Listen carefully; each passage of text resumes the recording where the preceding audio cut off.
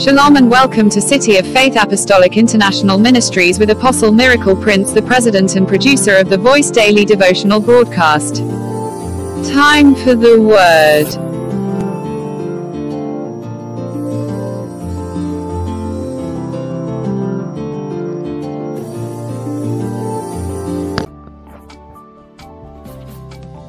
Aleluya.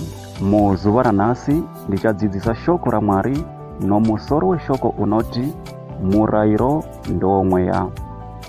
Shoko redu tichariverenga kubva mubhuku yavaroma chapter 7 kubva paverse 14 kusvika paverse 15. Muapostora Pauro unoti tinoziva kuti murayiro ndomweya, asi ini ndiri wenyama, ndakatengeswa pasi pezvivi. Nokuti zvandinoita handizvizivi, nokuti zvandinoita hazvizi izvo zvandinoda.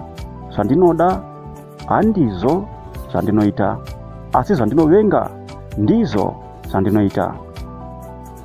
Muapostora Pauro uri kunyunyuta nokuda kwomuviri wake, asi iye achishuvira kuita zvinhu zvakanaka.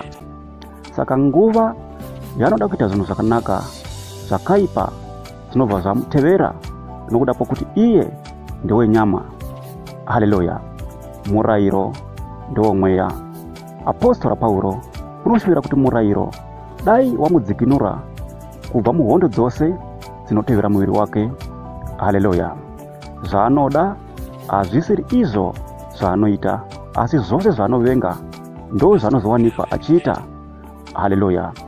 Zvino oramba achiti, zvino kana ndichiita zvandisingadi nezvandinovenga, ndinoona kuti murayiro wakanaka. Usaba, usauraya, usanyeya, usaita chipi nechipi chinonyangadza Mwari mukati muupenyu hwako. Saka murayiro wakanaka nokuda kwokuti iwewe unogara uri holy pamberi paMwari kana uchichengetedza murayiro. Haleluya. Nokuti murayiro ndiwo unokuita kuti iwewe urambe uri mutsvene pamberi paMwari, nokuda kwokuti unenge usingaiti zvivi. Haleluya.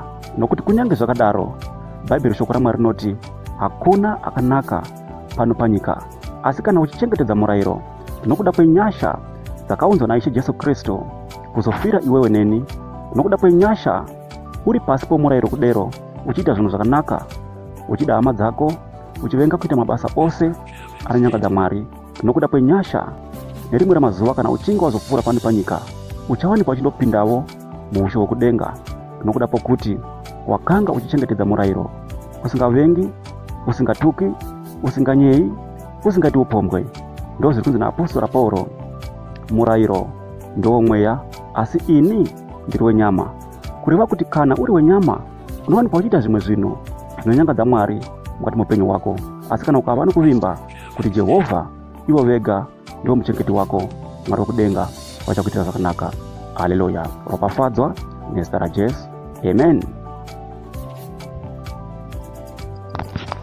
Thank you for listening to today's daily devotional broadcast audio. We encourage you to share this audio with friends and contacts. Also, don't forget to let people know about Apostle Miracle Prince. You can download our daily devotional broadcast audio on YouTube, or you can contact us by this number +2 76191648897. Shalom. Let's touch lives together. To God be the glory.